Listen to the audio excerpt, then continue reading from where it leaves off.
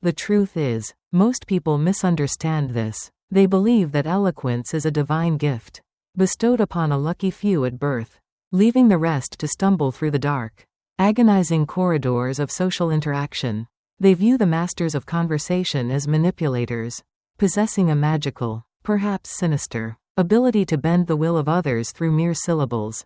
But the reality, buried beneath layers of insecurity and social conditioning, is far more profoundly democratic and immensely more demanding. The universe of human connection does not reward the silent, no matter how brilliant their internal world might be. The world, with all its riches, opportunities, and affections, surrenders entirely to those who have mastered the delicate, terrifying, and deeply psychological art of speaking well. This is the chronicle of that awakening. A journey from the suffocating prison of the unsaid word to the liberating pinnacle of masterful communication, where every sentence is a key that unlocks a new realm of human potential. Let us trace the footsteps of the archetypal silent sufferer, a figure who embodies the agonizing paralysis of social anxiety. This individual stands at the edge of a bustling room, their mind a frantic, overflowing reservoir of profound thoughts, sharp observations, and desperate desires to connect. Yet, an invisible, crushing weight presses against their throat. They watch, consumed by a silent, burning tragedy, as lesser minds, armed with nothing but a smooth cadence and a fearless tongue, claim the promotions, attract the romantic partners, and command the respect of the room. The silent sufferer is trapped in a self-constructed purgatory, believing the deeply flawed narrative that silence is golden. They convince themselves that their work will speak for itself, that their intrinsic value will miraculously radiate outward and be recognized by a purely objective world. But the harsh, unforgiving arena of life does not operate on silent meritocracy. It operates on perception, and perception is entirely dictated by the invisible architecture of language. The agonizing realization finally strikes like a physical blow. The world cannot value what it cannot hear. The tragedy is not a lack of capability, but a fatal inability to package that capability into the digestible, compelling currency of spoken words. The transformation begins not with a grand, sweeping speech, but in the terrifying, intimate crucible of self-confrontation. The individual must first violently dismantle the psychological barricades of fear, the paralyzing terror of judgment, the dread of stuttering, the horrifying anticipation of saying the wrong thing. The narrative follows this painful, meticulous process of forging courage. It starts in the quiet isolation of an empty room, standing before a mirror, where the individual forces their trembling vocal cords to articulate thoughts into the empty air. They begin to understand that eloquence is not a spontaneous eruption of genius, but a highly mechanical, deeply rehearsed skill, akin to building a muscle through repetitive, excruciating exertion. They dissect the anatomy of a conversation, realizing that the fear of speaking is fundamentally rooted in a selfish obsession with one's own ego. The anxious mind is entirely consumed by the question, "What will they think of me?" The master communicator, however, violently shifts this paradigm. They project their psychological energy entirely outward, focusing with laser-like intensity on the other person. This shift is the first, miraculous key to the kingdom. When the focus moves from self-preservation to genuine curiosity about the external world, the paralyzing grip of anxiety begins to loosen, replaced by the empowering, dynamic force of active engagement. As the individual ventures out from their sanctuary of silence, they encounter the initial, brutal battlegrounds of everyday interaction. The narrative observes them attempting the most basic, yet profoundly difficult, maneuver, the initiation of dialogue. They learn the terrifying vulnerability of being the first to break the silence. They study the subtle, silent symphony of body language, the orientation of the shoulders, the depth of eye contact, the precise, welcoming curvature of a genuine smile. These nonverbal cues are the silent heralds that prepare the psychological ground for the spoken word. The first attempts are clumsy, fraught with awkward pauses and miscalculated tones. They stumble over greetings, their voices betraying the residual tremors of their long-held fears. But within this awkwardness lies the vital, transformative lesson of resilience. The analysis of this stage reveals a profound truth. The sting of a slightly awkward conversation is infinitely less damaging than the heavy, suffocating regret of a conversation never initiated. Every stumble is a crucial piece of data, a necessary friction that sands down the rough edges of their communicative presence. They learn that the universe does not punish the imperfect speaker, it only punishes the mute. The willingness to be foolish, to dare the awkward silence, is the absolute prerequisite for conversational mastery. The journey deepens as the individual begins to grasp the immense, almost magical power of the first impression. They discover that the opening seconds of any interaction are not merely a polite formality, but a high-stakes psychological negotiation that dictates the entire trajectory of the relationship. The narrative illustrates this through a critical, high-pressure networking event. The protagonist, once the invisible shadow in the corner, now approaches a towering, intimidating figure of authority. Instead of offering a generic, forgettable greeting, they deploy a meticulously crafted opening. They do not speak of the weather or the mundane surroundings. Instead, they offer a highly specific, deeply researched observation about the authority figure's recent work, delivering it with a calm, measured cadence. The effect is instantaneous and visually striking. The towering figure, accustomed to the dull drone of sycophants, suddenly halts. Their defensive posture dissolves, their eyes widen with genuine interest, and the invisible drawbridge to their heavily guarded attention is lowered. The protagonist has not just opened a conversation, they have successfully picked the psychological lock of human interest. Analyzing this triumph exposes the intricate mechanics of capturing attention. The lesson is that people are constantly besieged by a barrage of meaningless noise.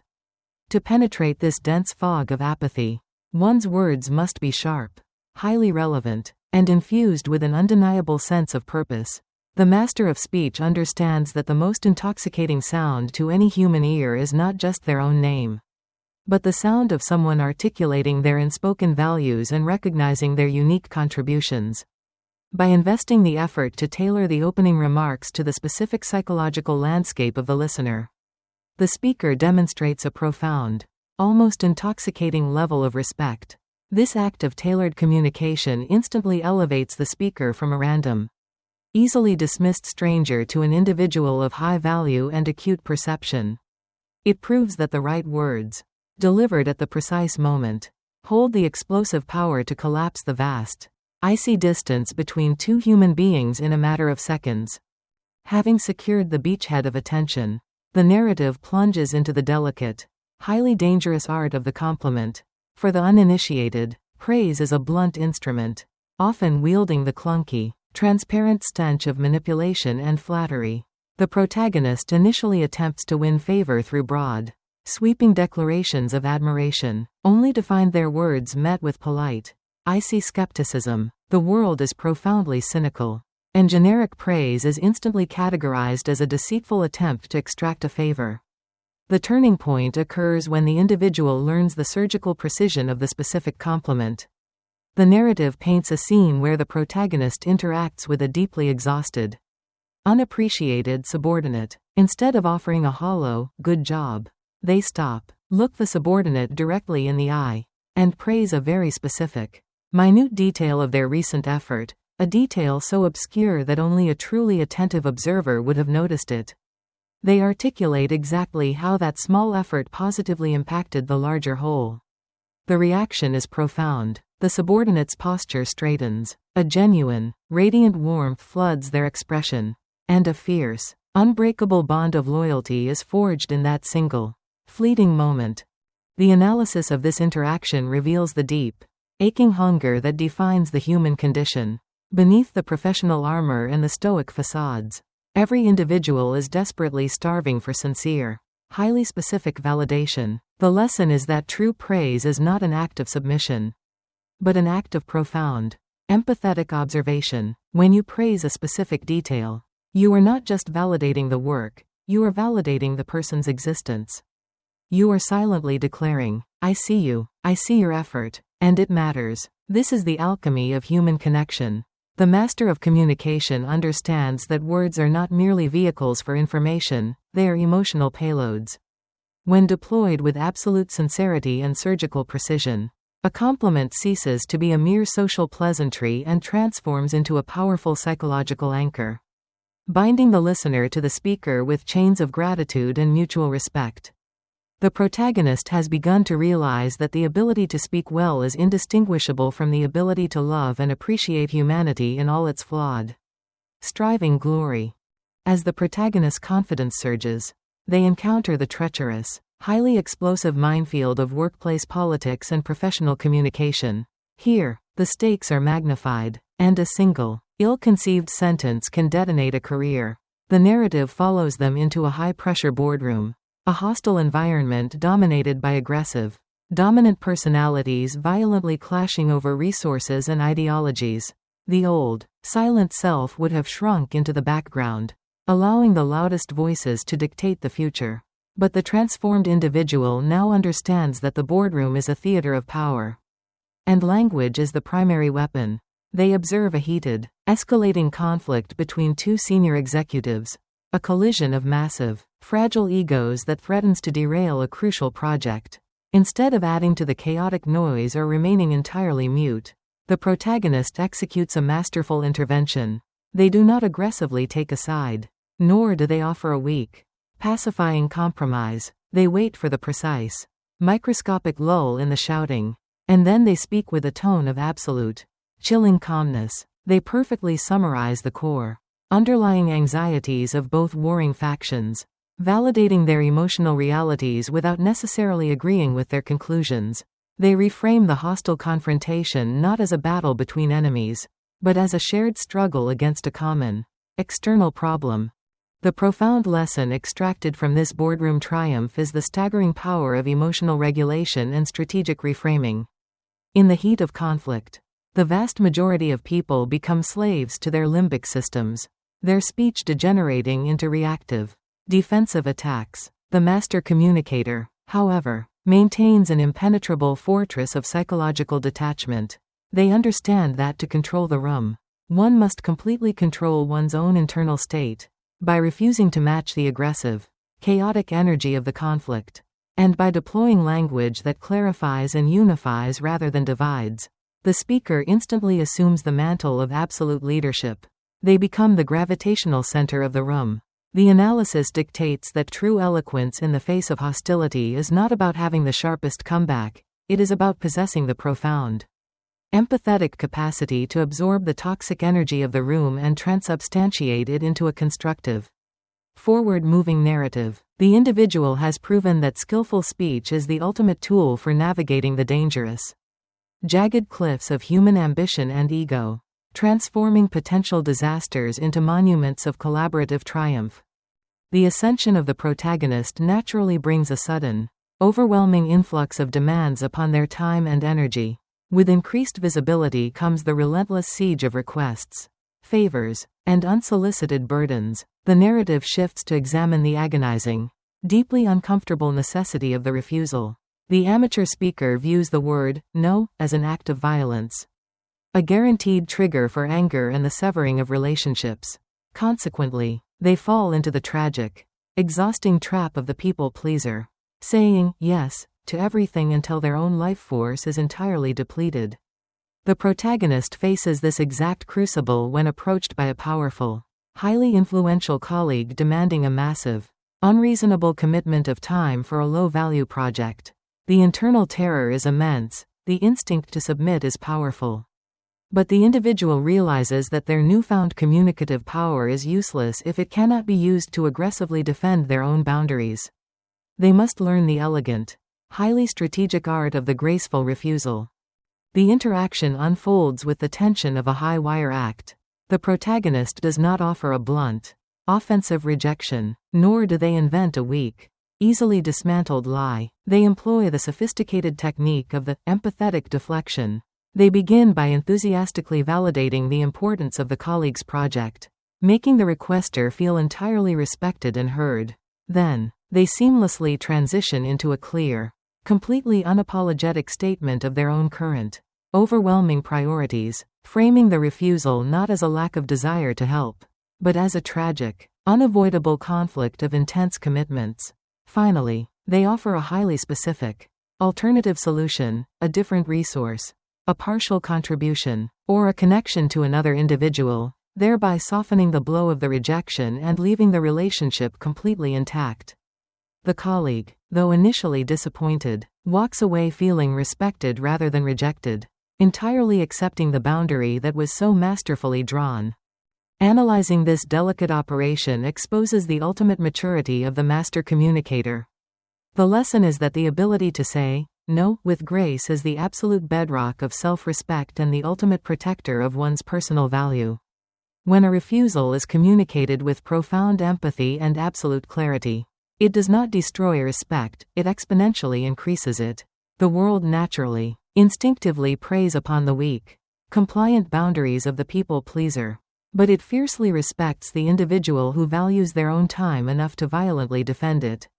The master understands that a highly strategic, beautifully articulated no is infinitely more powerful and beneficial than a resentful, half-hearted yes. By mastering the art of the graceful refusal, the protagonist has not only protected their precious energy but has also elevated their perceived status in the ruthless hierarchy of human interaction. They have learned that true eloquence is not just about knowing exactly what to say, but knowing exactly when and how to fiercely, unapologetically withhold compliance. The inevitable progression of the master communicator leads directly into the darkest, most terrifying psychological abyss of professional existence, the catastrophic, undeniable failure. The narrative watches the protagonist, flush with recent victories, suddenly plunge into a nightmare of their own making. A massive, high-stakes project collapses due to a glaring, inexcusable oversight on their part.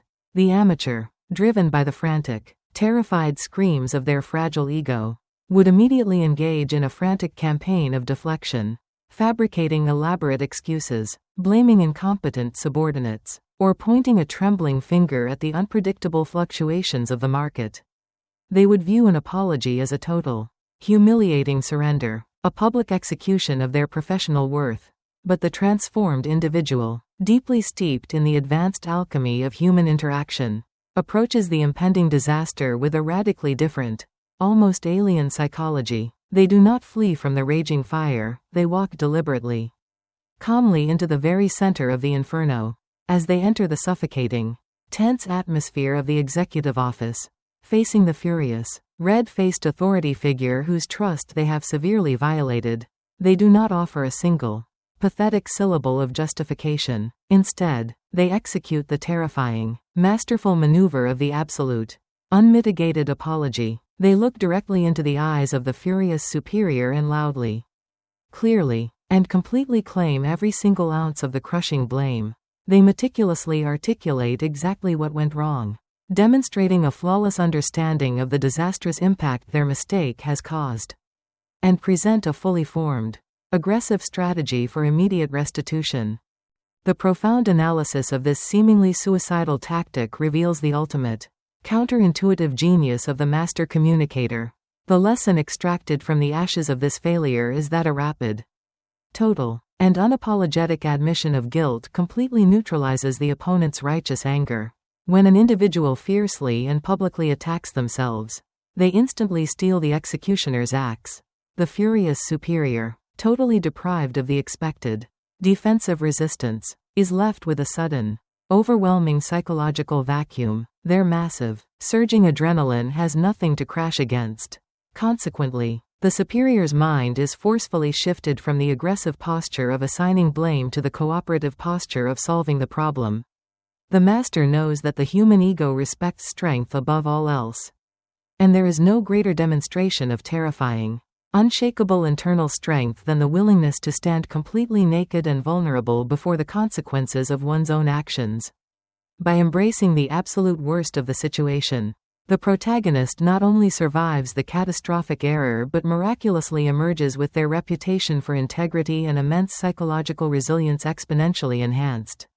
They have proven that true eloquence is not merely the ability to celebrate victories, but the incredible, rare capacity to narrate one's own defeats with such staggering dignity that the world is forced to admire the ruins. With the armor of extreme accountability firmly forged, the narrative propels the protagonist into the high stakes, adrenaline-fueled arena of complex negotiation. Here, words are no longer mere instruments of connection, they are heavy, lethal weapons of persuasion, deployed to secure massive resources and dictate the future of entire enterprises. The scene unfolds across a sprawling, polished mahogany table, where the protagonist faces a consortium of deeply cynical, hardened industry veterans. These opponents are masters of the poker face, employing suffocating, heavy silences and aggressive, intimidating posturing to crush the will of lesser negotiators. The amateur would nervously fill the terrifying silence with a frantic, desperate verbal barrage, rapidly compromising their own position, eagerly offering premature concessions just to relieve the agonizing social tension.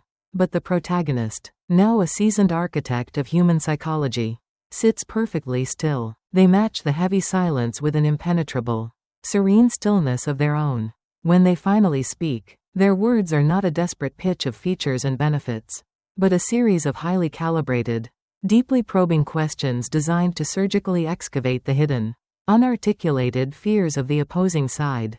They recognize that the veterans are not truly negotiating over profit margins or delivery schedules, they are agonizing over deeply buried anxieties regarding their own legacy, their market dominance, and their personal security. The staggering lesson revealed in this intense corporate crucible is the realization that the most vital, explosive moments of communication occur completely beneath the surface of the spoken word. The analysis dictates that successful negotiation is never a logical debate, it is a profound, empathetic hostage rescue mission. The master communicator understands that human beings make decisions based entirely on deep, primal emotions, and then desperately construct logical frameworks to justify those emotional surrenders to the rest of the world. By skillfully shifting the dialogue away from the cold, hard numbers and focusing entirely on alleviating the secret, burning anxieties of the opponents, the protagonist completely bypasses their thick, logical defenses. They do not argue, they align. They reframe the negotiation from a hostile, zero-sum battle over limited resources into a collaborative, unified crusade against a shared, external threat. When the opponents unconsciously realize that this individual understands their deepest, unspoken fears better than they do themselves, the heavy, iron gates of resistance miraculously swing open. The protagonist secures a deal of unprecedented magnitude not by out-talking the room, but by becoming the most profound, terrifyingly perceptive listener at the table, proving that the ultimate power in any negotiation belongs exclusively to the person who can accurately name the ghost haunting the other side of the table. As their influence and visibility dramatically expand, the protagonist inevitably attracts the toxic, envious attention of rivals. The narrative plunges into the terrifying, highly public spectacle of the sudden, malicious verbal attack. During a massive, crowded industry conference, a bitter competitor attempts to publicly humiliate the protagonist with a sharp, highly aggressive, and deeply insulting question, designed specifically to shatter their composure and expose them to the ridicule of the watching hundreds. The atmosphere in the massive auditorium instantly crystallizes into a thick, suffocating tension. The crowd holds its collective breath, anticipating a brutal, ugly confrontation or a humiliating, stuttering retreat. The primitive, reactive brain of the amateur would violently explode in defensive anger, launching a counterattack that would only succeed in dragging them down into the mud, fundamentally validating the attacker's premise. Alternatively, they might freeze, their mind going totally blank in the blinding spotlight of public humiliation. But the master communicator deploys the absolute, most devastating, and highly sophisticated weapon in the entire human arsenal, razor-sharp, self-deprecating humor. Without a single micro-expression of anger, they offer a brilliant, incredibly witty response that playfully exaggerates the insult, turning the malicious attack into a shared, uproarious joke at their own expense, before seamlessly pivoting the energy back to the core, serious topic at hand. The profound analysis of this electrifying, high-wire moment reveals the incredible, almost magical power of humor as a tool for absolute social dominance. The lesson is that anger is the ultimate confession of weakness.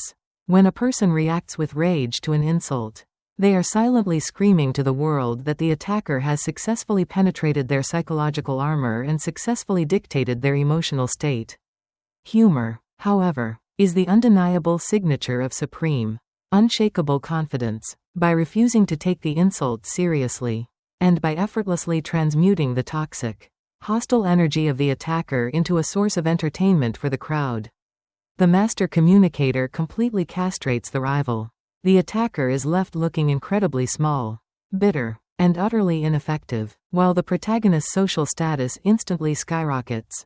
They have demonstrated a level of emotional regulation so profound, so entirely detached from the desperate clingings of the fragile ego, that they become practically invincible in the public eye. The crowd does not just respect them, they are completely mesmerized by the sheer, effortless grace under fire, proving that the person who controls the laughter fundamentally controls the entire hierarchy of the room. Yet, the ultimate, most agonizing, and universally tragic failure of human communication does not occur in the ruthless boardrooms or on the glaring, highly public stages of the world. It happens in the quiet, intimate, and supposedly safe confines of the domestic sphere. The narrative shifts its intense, piercing gaze to the tragic irony of the highly successful professional who commands armies with their eloquence by day, only to completely destroy their own family with careless, brutal, and profoundly negligent words by night. The protagonist, despite their massive external success, finds their romantic relationship rapidly deteriorating into a cold, silent wasteland of bitter resentments and endless, exhausting arguments. They fall into the incredibly common, deeply fatal trap of treating their partner not as a cherished ally, but as a subordinate to be managed or an opponent to be defeated in a debate. When their partner expresses a deep, vulnerable frustration, the protagonist's instinct, honed in the corporate battlefield, is to immediately offer a cold, logical solution, or worse, to aggressively invalidate the emotion with rapid-fire, intellectual counter-arguments. They win the petty argument, but they systematically, relentlessly slaughter the intimacy. The deeply emotional analysis of this personal crucible forces the protagonist to unlearn everything that made them powerful in the brutal external world. The lesson extracted from the crumbling ruins of love is that emotional intimacy is governed by a completely inverted set of communicative laws. In the ruthless marketplace, words are used to aggressively assert dominance and solve complex, objective problems, but in the fragile, incredibly sensitive ecosystem of love, words must be used exclusively to build a sanctuary of absolute, unconditional safety. The master communicator realizes, with a heavy, crushing sense of guilt, that their partner does not want a brilliant, highly logical consultant. They desperately, agonizingly want a witness to their pain. The transformation requires the absolute subjugation of the problem-solving ego. The protagonist learns the agonizingly difficult art of pure, empathetic validation. They learn to sit in the heavy, uncomfortable presence of their partner's negative emotions without rushing to fix them, without getting defensive, and without offering a single, solitary word of advice. They learn to simply say, with profound, undeniable sincerity, "I hear you, and your feelings make complete sense." This radical, incredibly profound shift in domestic communication yields a miraculous, breathtaking resurrection of the relationship. By completely abandoning the toxic need to be factually right, the protagonist successfully creates an environment where their partner feels entirely, unconditionally seen and deeply understood. The thick, ancient walls of defensiveness slowly crumble, replaced by a rushing, vibrant river of renewed passion and unbreakable trust. The individual discovers that the most powerful, life-altering words ever spoken are not the brilliant, soaring declarations made to a crowd of thousands, but the quiet, incredibly vulnerable whispers of complete understanding shared in the dark. They prove that true mastery of communication is not a rigid, aggressive weapon to be wielded blindly in all directions, but a highly fluid, deeply sensitive instrument that must be precisely, carefully tuned to the specific, unique frequency of every individual soul it encounters. The journey from silence to eloquence is ultimately a journey from deep, blinding selfishness to profound, absolute empathy, a transformation that touches every single, microscopic facet of human existence. The profound, Intimate metamorphosis achieved within the quiet, sacred sanctuary of domestic life serves as the ultimate, indispensable catalyst for the protagonist's final, most spectacular ascension in the broader, infinitely more complex theater of human civilization, armed with the devastatingly powerful, newly forged weapon of absolute, unconditional empathy. The master communicator steps out of the private sphere and directly into the most volatile, terrifying, and deeply hostile environments the modern world can possibly construct. The narrative violently thrusts the individual into the terrifying epicenter of a massive, incredibly hostile public crisis, a situation where the collective, furious anger of a wronged, desperately fearful community threatens to entirely incinerate a vital, sprawling enterprise. Hundreds of deeply aggrieved, highly suspicious individuals have gathered in a suffocating, overheated auditorium, their collective emotional state a highly combustible powder keg of raw, unadulterated fury, deep-seated resentment, and absolute, unyielding distrust. The air in the massive room vibrates with a thick, physical tension, heavy with the terrifying promise of imminent, explosive chaos. The amateur, terrified and hopelessly outmatched by the sheer, crushing magnitude of the collective rage, would foolishly attempt to ascend the stage armed with cold, sterile logic, presenting meticulously constructed pie charts, rigid statistical analyses, and dry, highly defensive corporate jargon. They would desperately attempt to rationally explain away the deep, burning pain of the crowd, inadvertently pouring highly explosive gasoline directly onto the raging, out-of-control inferno of their collective anger by completely invalidating their shared, lived emotional reality. But the protagonist, now possessing an almost supernatural, deeply penetrating mastery over the hidden, invisible currents of human psychology, completely discards the sterile, useless shield of facts and figures. They understand, with chilling, absolute clarity, that when an angry mob is screaming in the agonizing language of pure, primal emotion, answering them in the cold, detached language of absolute logic is a catastrophic, completely fatal psychological error. The master communicator slowly, deliberately ascends the heavy, wooden steps of the massive stage, completely unarmed, physically unprotected, and entirely vulnerable before the roaring, hostile sea of furious faces. They do not immediately rush to speak, deliberately employing the heavy, terrifying, and incredibly powerful instrument of absolute silence. They stand perfectly still, absorbing the violent, crashing waves of the crowd's toxic hatred without flinching, without a single, microscopic gesture of defensiveness, and without breaking their calm, deeply empathetic, and entirely unwavering gaze. This agonizingly prolonged, incredibly deliberate silence acts as a massive, invisible psychological vacuum, slowly, inexorably draining the frantic, explosive energy from the sprawling room. When the heavy, suffocating shouting finally, inevitably fractures into a confused, highly tense murmur, the protagonist utters their incredibly calculated, profoundly impactful first words. They do not launch into a defensive, highly rehearsed corporate apology, nor do they aggressively demand order and respect from the hostile crowd.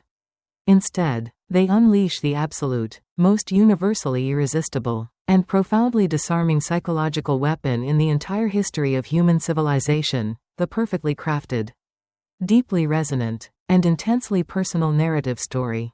The protagonist speaks with a quiet, incredibly powerful, and deeply vibrating resonance, slowly weaving a highly vivid, intensely emotional story that perfectly, flawlessly mirrors the exact, agonizing pain, the deep, terrifying anxieties, and the profound, crushing betrayals that the angry crowd has intimately experienced. They do not arrogantly tell the furious audience how they should logically feel, they vividly, beautifully, and heartbreakingly paint a completely undeniable, emotionally devastating picture of exactly how they already feel, validating their furious anger with such astonishing, breathtaking accuracy that the crowd is entirely, completely paralyzed by the overwhelming, unexpected shock of being profoundly, deeply understood. The incredibly deep, highly complex analysis of this masterful, awe-inspiring public performance exposes the incredible, almost magical neurological supremacy of the narrative story over cold, hard logic. The The profound, undeniable lesson extracted from this massive, public crucible is that the human brain is fundamentally, entirely, and completely hardwired for storytelling.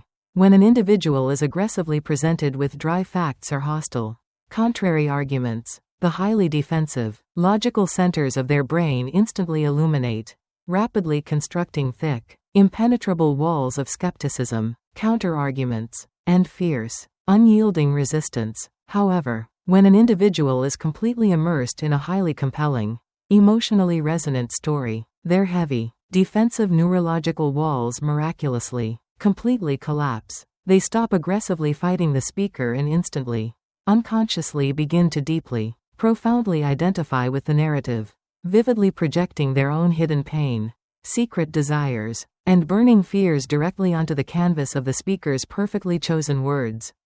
The master communicator intimately, profoundly understands that a perfectly timed, deeply empathetic story is a psychological Trojan horse, effortlessly, completely bypassing the heavy, iron gates of human suspicion and delivering a massive, incredibly powerful payload of profound persuasion directly into the vulnerable, highly receptive emotional core of the audience. As the protagonist's narrative gracefully reaches its emotional zenith, the previously hostile, furiously screaming crowd has been entirely, miraculously transformed. The toxic, burning hatred has been completely washed away, replaced by a deep, powerful, and intensely unified silence of absolute, unquestioning connection. The protagonist has successfully, flawlessly orchestrated the ultimate, most difficult psychological maneuver. They have completely, entirely aligned their own massive, beating heart with the collective, rhythmic pulse of the massive, terrifying crowd, miraculously transforming a violent, explosive mob into a deeply attentive, profoundly cooperative, and highly receptive congregation.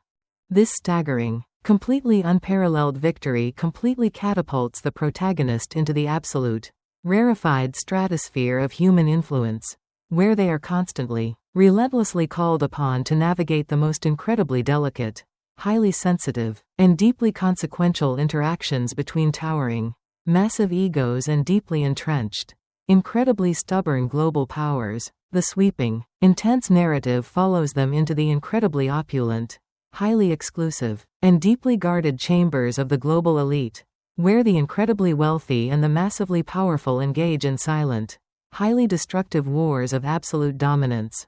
Here, the protagonist entirely abandons the dramatic, highly visible theatrics of the public stage, seamlessly adopting the incredibly subtle, deeply invisible, and perfectly calibrated methods of the ultimate, absolute psychological chameleon. They encounter incredibly powerful, deeply arrogant individuals who are completely, entirely accustomed to absolute, unquestioning obedience and fawning, sickeningly sweet sycophancy. The amateur, completely blinded by the blinding, terrifying aura of massive wealth and unyielding power, would instantly, pathetically crumble into a trembling, agreeable mess of weak, submissive compliance, completely, entirely losing any shred of individual respect or negotiating leverage. The master communicator, however, plays a highly dangerous, incredibly thrilling, and exquisitely complex psychological game of subtle, calibrated resistance and profound, strategic validation. They recognize, with piercing, unclouded psychological clarity, that the incredibly powerful, highly arrogant individual is actually, secretly starving for an authentic, intellectual equal who possesses the terrifying, massive internal courage to gently, intellectually challenge them without ever, for a single moment, triggering their massive, highly fragile, and deeply insecure ego. The profound, intricate analysis of this incredibly high-level, deeply psychological dance reveals the absolute, ultimate sophistication of human interaction. The lesson is that true, massive eloquence is not always about speaking beautifully, it is frequently about knowing exactly, precisely how to disagree beautifully. The master communicator entirely masters the incredibly rare, highly dangerous art of the constructive pivot. When confronted with a terrible, highly destructive idea from an incredibly powerful, deeply terrifying superior, they never, absolutely never use the highly toxic, instantly alienating word, but, which acts as a massive, destructive wrecking ball to the other person's pride. Instead, they seamlessly, brilliantly employ the connective, highly expansive word, and gently, enthusiastically validating the tiny, microscopic grain of truth completely hidden within the terrible idea, and then smoothly, effortlessly pivoting the immense, forward momentum of the conversation toward a vastly superior, highly productive solution, framing the new, brilliant idea as a natural, entirely inevitable extension of the powerful superior's original, flawed thought. They completely, selflessly surrender the petty, ego-driven need for public credit, allowing the highly arrogant individual to completely, entirely believe that the brilliant, saving strategy was entirely their own massive, unprompted creation. The master intimately, deeply knows that if you desperately, aggressively fight for the temporary, fleeting spotlight of credit, you will constantly, relentlessly battle fierce, incredibly bitter resistance, but if you completely, selflessly surrender the credit, you can absolutely, undeniably, and effortlessly rule the entire, sprawling world from the deep, invisible, and highly protected shadows. As the epic, sprawling journey reaches its absolute, glorious, and deeply philosophical zenith, the protagonist stands quietly at the absolute pinnacle of human achievement, looking down at the vast, highly complex, and incredibly chaotic tapestry of human connection they have so masterfully, flawlessly woven. They have completely, entirely conquered the terrifying, paralyzing fear of the silent room. They have brilliantly, effortlessly navigated the deadly, highly explosive minefields of corporate ambition and bitter, toxic rivalry. They have miraculously, beautifully resurrected the dying, crumbling ashes of personal, intimate love, and they have successfully, completely tamed the roaring, furious, and terrifying beasts of angry, hostile public mobs. Yet, in this ultimate, quiet moment of supreme, unmatched triumph, they realize a profound, deeply humbling, and entirely inescapable truth that completely shatters all preconceived, cynical notions of highly manipulative, dark communication. The ultimate, most devastatingly powerful secret of the absolute master is not a complex, highly rehearsed linguistic trick, nor is it a dark, highly manipulative psychological tactic designed to blindly, aggressively control the weak, unsuspecting masses. The terrifying, beautiful, and absolute truth is that complete, total, and undeniable eloquence is ultimately, entirely impossible without a foundation of profound, absolute, and completely unshakable sincerity. The deeply philosophical, incredibly profound analysis of this final, ultimate realization brings the entire, massive narrative full circle. The ultimate lesson is that the human subconscious is an incredibly powerful, highly sensitive, and completely infallible lie detector. You can flawlessly, perfectly memorize every single, highly complex conversational technique. You can perfectly, exactly mirror the open, inviting body language of a saint. And you can highly strategically, perfectly deploy every single, brilliantly crafted psychological trigger in existence. But if your internal, deeply hidden intention is purely selfish, highly manipulative, or deeply deceitful, the microscopic, invisible micro-expressions of your face and the incredibly subtle, highly nuanced frequencies of your voice will completely, undeniably, and violently betray you to the deeply intuitive, highly protective instincts of your listener. The absolute, unparalleled masters of communication, the rare, historical individuals who have successfully, completely moved massive mountains, peacefully stopped terrifying, bloody wars, and successfully, permanently united deeply fractured, highly hostile nations, were not just incredibly smooth, highly practiced talkers, they were profoundly, deeply, and intensely sincere believers. They cultivated a deep, massive, and entirely genuine love for the incredibly flawed, highly complex, and deeply tragic human condition. The protagonist finally, completely understands that, speaking skillfully, is not about carefully, deceitfully putting on a highly polished, incredibly fake mask to blindly fool the ignorant world. It is about completely, entirely stripping away the heavy, terrifying, and deeply protective masks of one's own fearful ego, allowing the pure, unadulterated, and highly resonant truth of one's authentic, deeply vulnerable soul to directly, clearly, and completely speak to the hidden, terrified, and deeply isolated soul of another human being. They realize that every single spoken word is a massive, incredibly powerful transfer of actual, living energy, and the ultimate, most profound responsibility of the speaker is to ensure that this massive energy is utilized exclusively to heal, to build, to profoundly connect, and to beautifully elevate, rather than to violently destroy, to aggressively manipulate, or to coldly, selfishly divide. The core message and profound, transformative meaning that this monumental book intends to definitively, absolutely convey to its readers is that the ability to communicate with exceptional, undeniable grace, profound, strategic empathy, and highly intelligent tact is the single, most critical, and absolutely indispensable survival skill in the entire, incredibly complex modern human ecosystem. It teaches, with absolute, unyielding clarity, that your destiny, your massive financial success, the deep, profound quality of your intimate relationships, and the ultimate, lasting magnitude of your earthly legacy are entirely, strictly, and absolutely dictated by the precise, exact quality of the words that exit your mouth.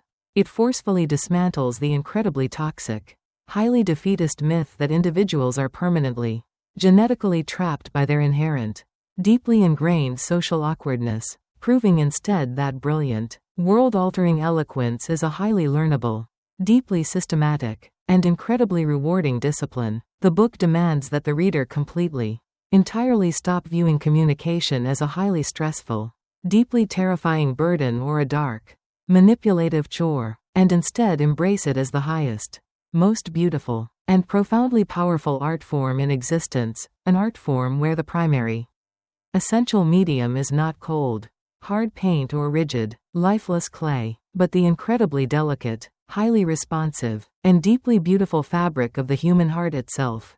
By mastering the incredible, immense power to listen deeply without ego, to speak truth wrapped perfectly in absolute, undeniable empathy, and to completely, selflessly tailor every single, solitary message to the profound, hidden psychological needs of the receiving audience, any individual can miraculously, permanently transform their entire reality, turning closed, heavily guarded doors into wide, welcoming avenues, and transforming cold, deeply suspicious strangers into fierce, highly devoted, and completely lifelong allies. The ultimate conquest of the world does not belong to those with the sharpest swords, but to those possessing the profound, empathetic wisdom to speak the exact words that heal the heart.